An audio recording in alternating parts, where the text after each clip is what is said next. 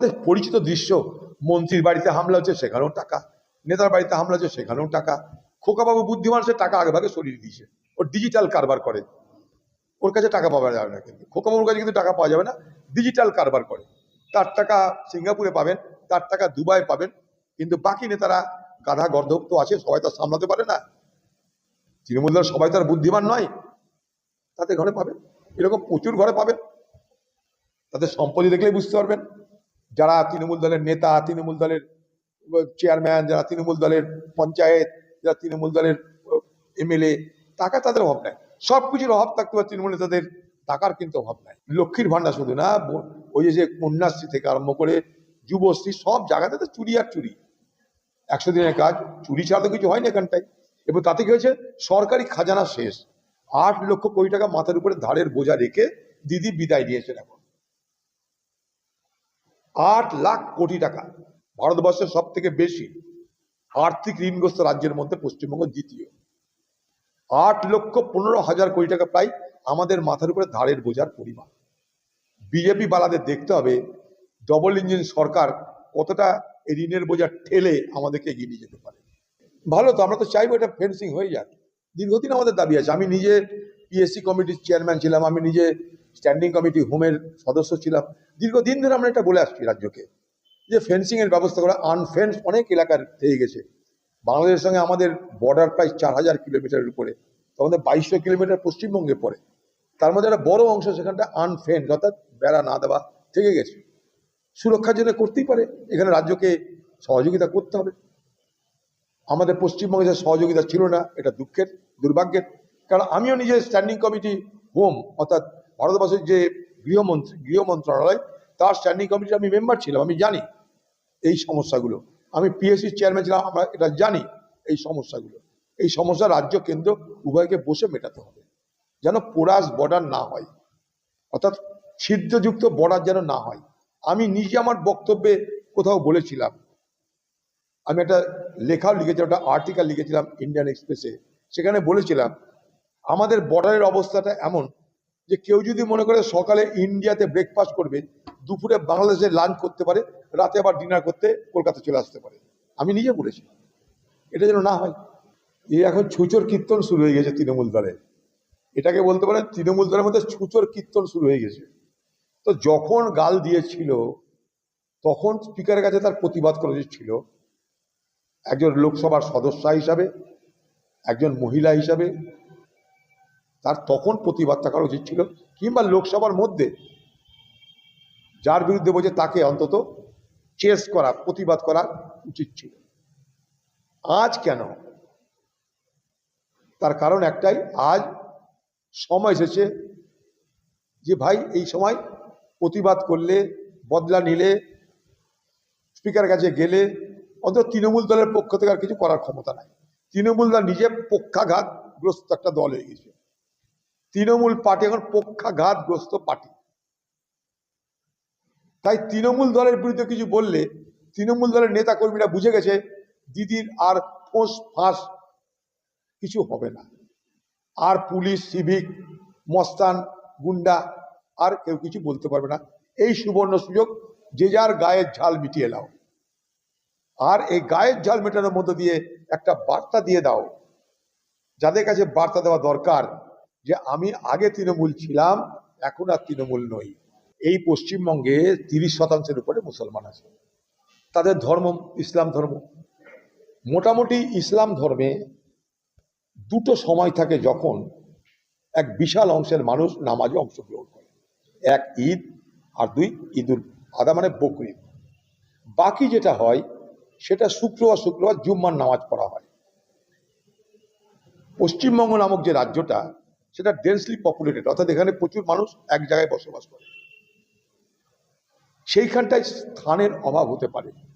স্থানাভাবের জন্য কখনো রাস্তায়, কখনো এখানে সেখানে নামাজ পড়ার ব্যবস্থা করা। সেই নামাজ পড়ার সুযোগ তাদেরকে দেওয়া হোক, এবং তারা যেন সবাই একসঙ্গে সে নামাজ পড়ার সুযোগ পায়। কারণটা কি জানেন?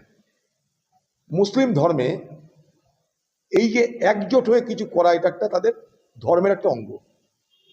তার জন্য ঈদগাহ আছে, যাতে এক জায়গায় সব নামাজ পড়তে পারে, জায়গার স্থানের সংকুলান হতে পারে, না হতে পারে, সরকারের সেটা ব্যবস্থা করা দরকার। রেড রোডের পরিবর্তে ব্রিগেডে কোনো অসুবিধা তো কারণ নাই, আমরা অসমর্থন করারও কোনো কারণ নাই। এতদিন করে এসছে মানে এটা নয় এটাই চলতে থাকবে, কিন্তু পাশাপাশি আমি এখানে করতে দেব না, কারণ তারা ইসলামী, এই ভাবনাটার দ্বারা কিন্তু পরিচালিত হওয়া উচিত নয়। যেমন কালকে দেখছিলাম উত্তরপ্রদেশের মুখ্যমন্ত্রী বলছে যে শিফটে নামাজ পড়ে, কয়েকটা শিফটে নামাজ পড়ে। মনে করুন আমাদের যখন দুর্গাপুজো হয়, সন্ধি পুজো হয়, সন্ধি পুজোকে যখন তখন পড়া যেতে পারে না, নির্দিষ্ট টাইমে পড়তে হয়। সে প্রত্যেক ধর্মেরই উৎসব পালনের জন্য নির্দিষ্ট সময় আছে, সেটা যেন সরকার মাথায় রাখে। অর্থাৎ আমি সর্বোপরি যেটা বলতে চাই, সরকার যেন সংবেদনশীল হয়, প্রত্যেক ধর্মের মানুষের জন্য সরকার যেন সংবেদনশীল হয়। কারণ এ সরকার সকলের সরকার, এ সরকার হিন্দু, মুসলমান, শিখ, খ্রিস্টান, জৈন, আদিবাসী, শিডিউল কাস্ট, শিডিউল ট্রাইব, সকলের সরকার। আমি চাইব সরকার সংবেদনশীল হোক, প্রত্যেকটা ধর্মকে এই সরকার তাদের নিজ নিজ পাওনা অনুযায়ী সম্মান দিক। দেখুন, এটা ঠিক হচ্ছে না। পশ্চিমবঙ্গে হকারদেরকে যেভাবে উচ্ছেদ করা হচ্ছে, আমি এর চরম বিরোধিতা করি। দেখুন, আমি মানুষকে চাকরি দিতে পারছি না, রোজগার দিতে পারছি না, রুটি দিতে পারছি না, তারা সেখানটায় বাধ্য হয়ে হকারি করছে। কেউ শখে হকারি তো করছে না। উচ্ছেদ করার আগে তাদেরকে আপনি পুনর্বাসনের ব্যবস্থা করুন, এভিকশন নয়, রিহ্যাবিলিটেশন। লিখেছে আগে কখনো মনে হলে তো ওরকম ভাবে হয় না। হঠাৎ 4th মে পর থেকে বিজেপি যেমন সবাইকে আগে কখনো মনে হলো করছে, তা উনিও ওনার মতো আগের মতো কোনো মনে হলো বললে তো হবে না। সবকিছু তো একটা নিয়ম আছে। আমি যদি লোকসভার মধ্যে কোনো রকম কিছু করে থাকি যেটা আনকল্ড ফর এবং যেটা এথিক্সের বাইরে, তাহলে নিয়ম কি? যে সঙ্গে সঙ্গে স্পিকারকে জানাতে হবে। That will be decided by the privilege committee. Correct? সেটা তো যখন ইচ্ছে তখন করা যায় না। আগে কখন কি করেছি না করেছি সেসব বললে তো হবে না। অভিযোগগুলো মিথ্যে, কিন্তু ওনাকে একটা গ্রাউন্ড তৈরি করতে হচ্ছে একটা কোনো রকম ভাবে। উনি চিফ হুইপ থেকে সরিয়ে আমাকে অ্যাপয়েন্টমেন্ট দিয়ে দিয়েছে, ওনার রাগ প্রচুর হয়ে গেছে।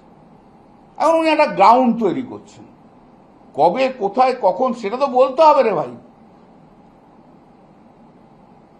আর লোকসভার মধ্যে যদি আমি কখনো বলে থাকি বা কাউকে যদি অভিযোগগুলো মিথ্যে, তবু আমি বলছি, তাহলে তাকে সঙ্গে সঙ্গে স্পিকারকে লিখতে হয়। তা লেখেননি কেন? লাস্ট 3 মাস আগেও হাউস হয়েছে, তখনও আমি এসেছি।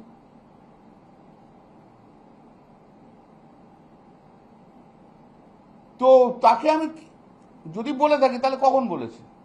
আর ওকে বলবো কখন? ওর অ্যাটেন্ডেন্স এত পুয়ার না, কোথায় কাকে বলবো? থাকে কোথায়? হাউসেই তো থাকতো না।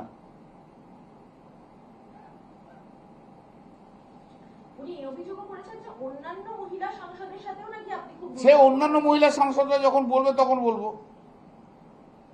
ওনার স্টেটমেন্ট দিয়ে তার অন্য মহিলাদের সাংসদদের স্টেটমেন্ট হয় না। আপনি একটা অভিযোগ জানাতে যাচ্ছেন? হ্যাঁ, আমি যেটা এবারে করব, সেটা হচ্ছে এই যে নারদাতে উনি 5 লক্ষ টাকা নিয়েছিলেন, তার জন্য সিবিআই চার্জশিট ফাইল করেছে। সিবিআই চার্জশিট ফাইল করে এখন স্যাংশন চেয়েছিলেন ওনার এগেনস্টে স্পিকারের কাছে, স্পিকার দেননি। আমি একটু চিঠি লিখবো স্পিকারকে যে ইমিডিয়েটলি ওনার বিরুদ্ধে স্যাংশন ফর প্রসিকিউশন করা হোক। আপনি কেন করছেন না ওনার বিরুদ্ধে? যে ডিঅনেস্ট 5 লাখ টাকা নিয়েছে, ক্যামেরায় ধরা পড়েছে, সিবিআই ইনভেস্টিগেশন করেছে, সিবিআই চার্জশিট দিয়েছে, যেখানে পশ্চিমবাংলার অনেক মন্ত্রীরা একসময় অ্যারেস্ট হয়েছে, তাহলে উনি কেন প্রিভিলেজ ক্লাসে পড়বেন? আপনি কেন স্যাংশন দিচ্ছেন না? একই কেসে দুরকম তো হয় না। যেখানে গভর্নর ওখানে স্যাংশন দিয়েছে, এখানে স্পিকার কেন স্যাংশন দেবে না? সেটাও আমাকে ভাবতে, আমি লিখবো ওনাকে, তারপর পরবর্তীকালে কি করতে আমি দেখবো। আপনার বিরুদ্ধে লিগ্যাল প্রসিডিংসেরও কথা বলেছে যে আপনি কালকে যা কি সংবাদ মাধ্যমে বলেছেন ওনার বিরুদ্ধে, সেটার বিরুদ্ধে ক্রিমিনাল ডিফেমেশন মামলা করবেন। করুক না, আমার কোনো অসুবিধা নেই। হ্যাঁ, আমি তো, আমার জ্ঞানগম্যই কম। ওনাদের জ্ঞানগম্যি বেশি। আসলে বাংলায় পড়া মানুষদের না উনি অশিক্ষিত বলে ধরেন। আমি তো বাংলাতে পড়াশোনা করেছি, পশ্চিম বাংলায়, তা উনি লন্ডনে পড়াশোনা করেছেন, তাই জন্য আমাকে অশিক্ষিত বলেন। আমি বাংলার স্কুল, কলেজ, ইউনিভার্সিটিতে পড়াশোনা করেছি, আর উনি লন্ডনে পড়াশোনা করেছেন, তাই জন্য উনি আমাকে অশিক্ষিত ধরেন।